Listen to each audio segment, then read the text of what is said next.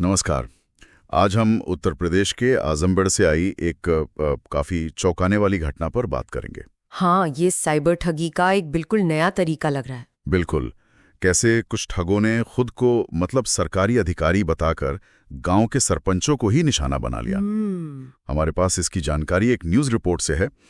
तो आज हम इसी मामले की परतें खोलेंगे, समझने की कोशिश करेंगे कि ये हुआ कैसे और इससे क्या सबक मिलता है। हाँ बिल्कुल, देखते हैं कि ये ठग काम कैसे करते थे। तो कहानी कुछ यूं है कि एक व्यक्ति खुद को सूचना आयोग का अधिकारी बताता है, मतलब एक महत्वपूर्ण सरकारी विभाग। अच्छा।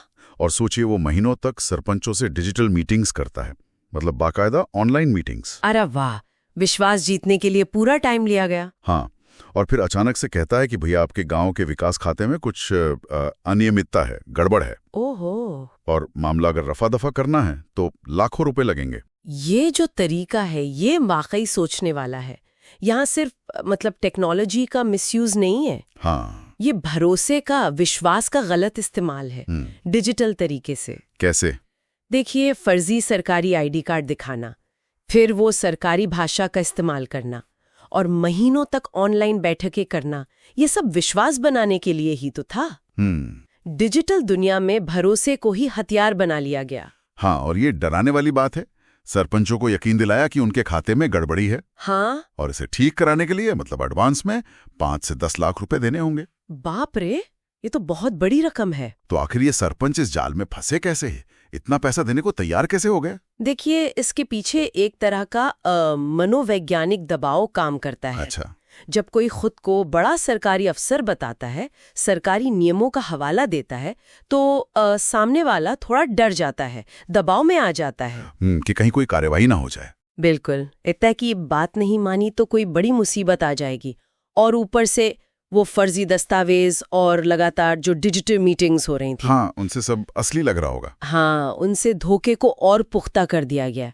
इसी को तो कहते हैं सोशल इंजीनियरिंग, चालाकी से भरोसा जीतना और फिर फायदा उठाना। अच्छा, तो ये सिर्फ पैसों की ठगी नहीं, बल्कि एक तरह से दिमाग के साथ खेलना भी है। बिल्कुल।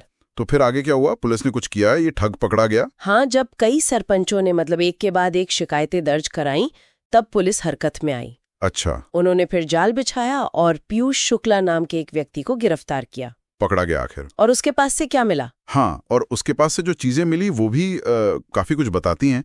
करीब 1,80,000 रुपए नकद मिले, 15 mobile phone, 30 SIM card. 30 SIM card? हाँ, और ढेरों फर्जी आईडी कार्ड्स और 2 लैपटॉप भी। 15 मोबाइल, 30 सिम, मतलब ये कोई अकेला आदमी नहीं, ये तो पूरा ऑर्गेनाइज तरीके से काम चल रहा था। बिल्कुल, ये एक संगठित गिरोह का काम लगता है। और उसने पूछताछ में कुछ बताया? कबूल किया? हाँ, उसने माना कि वो इस तरीके से 12 गांवों के सरपंचों को ठग चुका था। 12 गांव? हाँ, ये कोई छोटी मोटी घटना नहीं थी, काफी बड़े पैमाने पे ये चल रहा था। ये तो वाकई चिंता की बात है।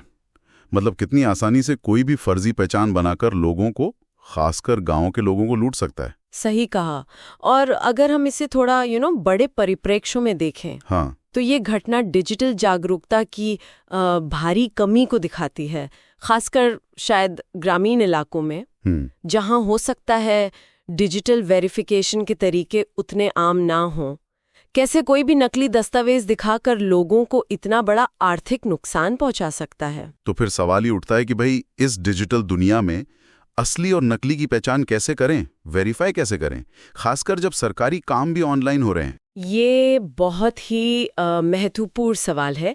कोई आधिकारिक बातचीत हो रही है या कोई पहचान बताई जा रही है, तो उसे ऑनलाइन कैसे पक्का माने। हाँ, अच्छी बात यह है कि शायद पुलिस भी इस चुनौती को समझ रही है। रिपोर्ट में था कि वो फर्जी दस्तावेजों को पकड़ने के लिए किसी डिजिटल पहचान प्रणाली पर काम कर रहे हैं। अच्छा, ये तो एक पॉजिटिव कदम है। हाँ, ये सही दिशा में एक कदम हो सकता है। तो इस पूरी बातचीत से क्या मुख्य बातें निकल कर आती हैं? मेरे हिसाब से तो सबसे बड़ी बात यही है कि कैसे ये ठग भरोसे और तकनीक दोनों को मिला के लोगों को फंसा रहे हैं। बिल्कुल। मतलब अब तो कोई भी कम्युनिकेशन जो आधिकारिक लगे, चाहे वो ईमेल हो या कोई मैसेज या फोन कॉल, उस पर आंख बंद करके भरोसा नहीं कर सकते। सही बात है, जांचना परखना बहुत जरूरी हो गया है हर चीज को। हाँ, और एक सवाल शायद हम अपने सुनने वालों के लिए छोड़ सकते हैं सोचने को कि ठीक है, व्यक्तिगत सतर्कता जरूरी है, पुलिस कार्रवाई भी हो रही है, लेकिन क्या हमें कुछ व्यवस्थागत बदलावों की भी जरूरत है? सिस्टम लेवल पर। हाँ, सिस्टम लेवल पर, जिससे डिजिटल दुनिया में इस तरह भरोसे का गलत इस्तेमाल रोका जा सके। अधिकार और पहचान को ऑनलाइन ज्यादा सुरक्षित कैसे बनाया जाए, विश्वास को दोबारा कैसे स्थापित करें, या उसे जांचने के क्या नए तरीके हों। ये वाकई सोचने वाले सवाल हैं, इस पर विचार करना जरूरी है। बिल्कुल, क्योंकि डिजिटल दुनिया तो अब हमारी सच्चाई है। Thanks for watching. दोस्तों, अगर आपको यह सतर्क रहने लायक स्टोरी लगी हो तो वीडियो को लाइक करें, दोस्तों और परिवार के साथ शेयर करें, और ऐसी रियल क्राइम स्टोरीज के लिए चैनल को सब्सक्राइब करना न भूलें। बेल आइकन दबाएं ताकि अगली स्टोरी की सूचना सबसे पहले आपको मिले।